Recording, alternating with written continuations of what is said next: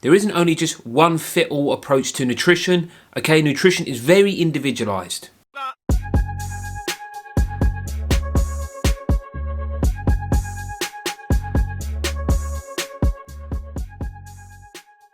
Rob of Here Perform, and welcome back to another video, guys. In this video today I'm going to be reviewing and watching an AthleanX video. Interesting video. Let's see what Jeff has to say and let's see if I agree. And we're going to talk today about losing body fat.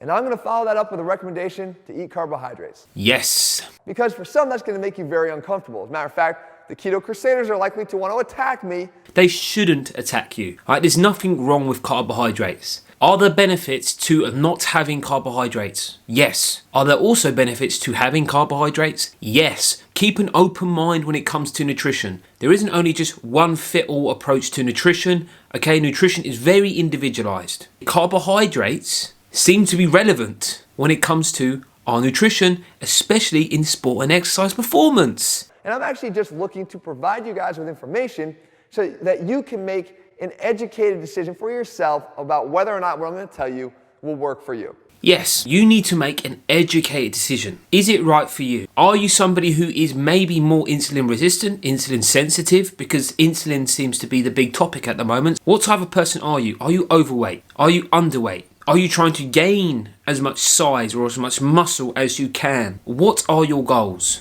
What are your objectives? There's no wrong or right answer. Carbohydrates are not just bad. That's it. Avoid them completely. We can say the same about fats. Avoid fats completely. They're bad. They're not. All right, that's what we're trying to do here. And really what we're trying to discuss is whether or not carbohydrates should be included or excluded from your meal plan, or at least greatly minimized.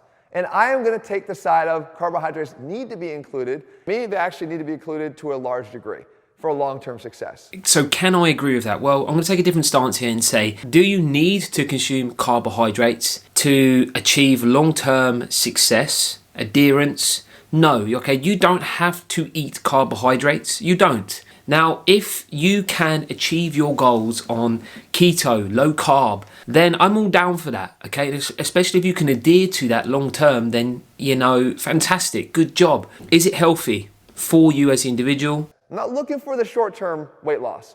I'm looking for the thing that you're going to be able to follow that's going to give you those results that you can sustain long-term. I completely agree. You have to be able to do it long-term. You have to be able to adhere to it.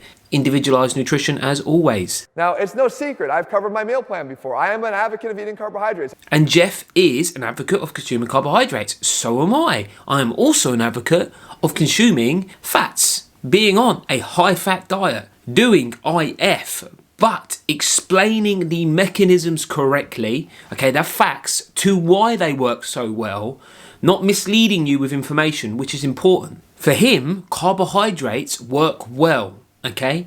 And for the clients he probably worked with, carbohydrates work well for them. But there will be individuals out there that just don't want to consume carbohydrates, don't feel good consuming carbohydrates. Again, it's down to you as the individual. So I eat somewhere between, 350 and 500 grams every single day. 500 grams, whew, it's a lot.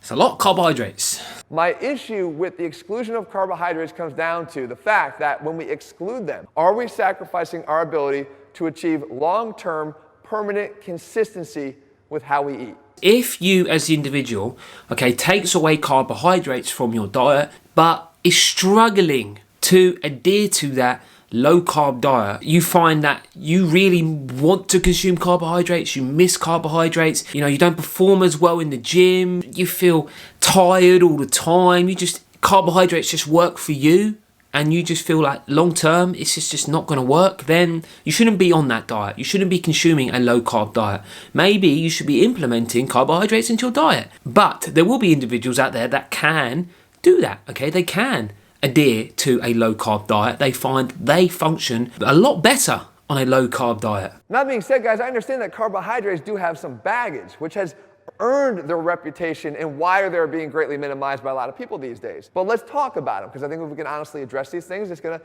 help me here in my argument as to why we need to keep them. Talk about it. First of all, they taste better. Yes, I can agree with that, and I can also elaborate on that, okay? Carbohydrate foods do tend to taste better, so we end up consuming them and they don't satiate us, they don't fill us up. So what happens there is then we go to eat more to try and fill us up, and then we end up consuming too many calories.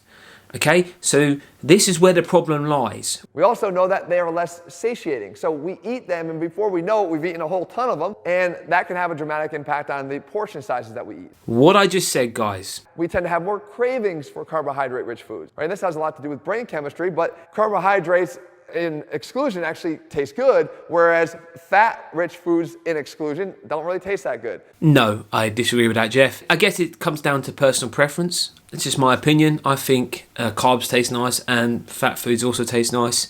It just depends on what you like. And we also know that through their act on serotonin, we can have an improvement in our mood by eating carbohydrates. Yes, and there is some research around if we consume carbohydrates, it may affect serotonin levels. There's a lot of different ways that carbohydrates sort of hook us. We need to learn not to exclude them. There is too much of a pull of carbohydrates on us every single day for us to say, hey, I'm just going to avoid them forever. It'd be very hard to avoid carbohydrates in this world today because they are everywhere, like everywhere. Back to the ketogenic diet fanatics, if you have found great success there, then I want you to continue to eat that way. Where the problem lies is a lot of people are not open-minded when it comes to nutrition. You do get people who do high-fat diets and acknowledge that carbohydrates ain't bad, but it doesn't work for them. And then you get the people on the other fence that are just like anti-carbs, no carbs, really bad. Don't ever consume it, it's so bad. And then it leads into this calories don't matter thing. Now you can eat as many calories as you want on a high-fat diet and you won't gain weight because you're not spiking insulin. If you're consuming too many calories, no matter what diet you're doing, even if you're on a high-fat diet, you will gain weight. Take an educated stance. Okay, and this is what Jeff is doing. Even if you are doing a ketogenic diet and it's working for you, keep doing it because it works for you. There's nothing wrong with that. There's nothing wrong with a high-fat diet, and there's nothing wrong with including carbohydrates in your diet. But if you consume too much of something, even if it's fat, it's not going to be good for you guys. It's not. And the same applies with carbohydrates. If you consume too much carbohydrates, it's not going to be good for you guys. There are differences between people, and I'm not saying that mine is the only way. This is not a dogmatic video. I'm saying that my way is a way that works. This is what Jeff believes, and it's absolutely fine, guys. There's nothing wrong with his approach. There's nothing wrong with it. When it comes to nutrition, we always need to consider the individual. The first is discerning between the different types of carbohydrates. There's the simple sugars, there's starches, and then there's the fibrous carbohydrates. Broccoli, cauliflower, asparagus. They provide is a more stabilizing effect on your blood sugar and ultimately insulin. Because of the fiber and the presence of fiber, they have a bulking effect so that they actually tend to fill us up a lot faster than the starchier or more sugary carbohydrates do. Yes, and fiber has been shown to have a satiating effect. So, yeah, 100% agree with that. Simple processed sugar. And I mean avoid at all costs. I disagree with that, Jeff, okay? Do you need to avoid all simple sugars at all costs? No, right? This doesn't mean consume high amounts of simple carbohydrates, but I do think you need to watch how much you consume. But then there's that tweener area. The starchy carbohydrates, which by the way are still sugar. This is still probably the biggest area of risk for us because these are the foods that are healthy. But because they're sort of healthy, we think we're doing the right thing, but they provide all those same risks that come along with it of overconsumption. Overconsumption, 100%. Even if you're consuming healthy foods, if you overconsume them, that is where the problem lies. You're consuming too much food. Watch your food intake. Calories are always important. Let's stop disregarding calories. So if we have an understanding there, we want to learn how to stay here more in the areas of the fibrous and the starchy carbohydrates and get away from those sugars, but know how to be respectful of how we eat them. The next thing is adopting a technique for dividing your plate and how you lay out your foods. Start with your proteins,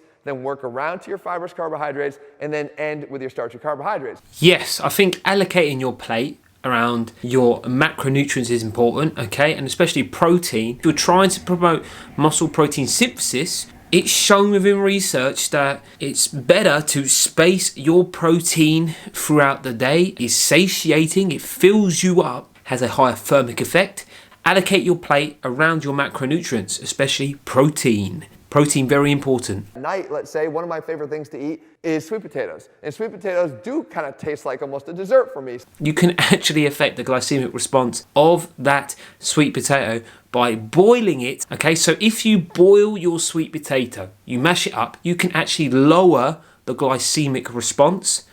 So, little tip for you there to take. Guys, I do not feel that when you're trying to lose fat, which is ultimately going to require you to be in a hypocaloric state, that choosing the most calorically dense macronutrient, fat, right, 9 calories per gram versus 4 calories per gram for protein and carbohydrates, I don't think that's the way to go. I can see his point, and he doesn't feel that this is the best approach to take. Now, where I can argue against that is consuming fats, being on a high fat diet, does change things up slightly. Fats are generally higher in calories, 9 calories per gram, compared to carbs and protein, which are 4 calories per gram. They're higher in calories, almost double in the calorie content. So consuming fat, you're going to consume a lower amount and consume a higher amount of calories. As long as you can stay within your calorie goal, there's nothing wrong with consuming 70 to 80% of your diet from fat. And you eat carbohydrates, you give yourself a better opportunity to succeed by lifting weights and getting stronger and building more muscle. Because muscle acts as a depot for glucose, as stored glycogen. Within our muscles, we have this GLUT4 receptor, which is dependent on insulin. Now, what is the main stimulant for insulin is glucose. So what does this insulin do? This allows glucose into the muscles. It helps with stimulating amino acid channels. Insulin helps with glycolysis, but it also can store energy. And this is where the argument lies, is that insulin, it can store that carbohydrate. But again, guys, if you consume too much of it, then that is where the problem lies. Consume too much. But as you can see here, guys, excluding carbohydrates from your diet is likely not going to give you the ability to sustain whatever plan it is that you're following right now. And though you might see short-term success, I have to disagree with that. You, as the individual, may be able to sustain a low-carb diet. You don't have to consume carbohydrates, but they do have their benefits. What I will do, guys, is I will put a study down below, a review by the International Society of Sports Nutrition, if you want to go and check that out. Though your ketogenic approach might allow you to lose a rapid amount of weight, though cutting carbohydrates is likely to drop a lot of water weight early on. Yes, something also important to note, when you go on a low carb diet, okay, you'll be consuming carbohydrates, you tend to not hold on to as much water, because 1 gram of carbohydrate can generally hold 2 to 3 grams of water. Something you've learned today. So to end this video, then he starts obviously talking about his, buy my plan, buy my plan, buy my plan. Do I agree with Jeff Cavalier on some of his points about carbohydrates? Yes, and some of his points I disagree. Do I think you need to consume carbohydrates to, achieve long-term success? No, I don't think you need carbohydrates to achieve long-term success. I do think we need to be open-minded about it, guys, because carbohydrates, they may work for you and they may not work for you. Again, what are your goals? What are your objectives? Now, there will be those particular individuals out there who just consume carbohydrates and they don't feel like it's working for them. Maybe an alternative approach of a low-carb diet may be beneficial for them. Nutrition is very complex, individualized to you as the individual. Carbohydrates, not bad, guys. You can eat them. Yes, just don't consume too much of them. Too many calories. Always going to come down to that. So guys, I just want to say thank you for watching this video. If you like the video, hit the subscribe button and I will see you in the next one. Yeah, fair enough, Jeff. Fair enough.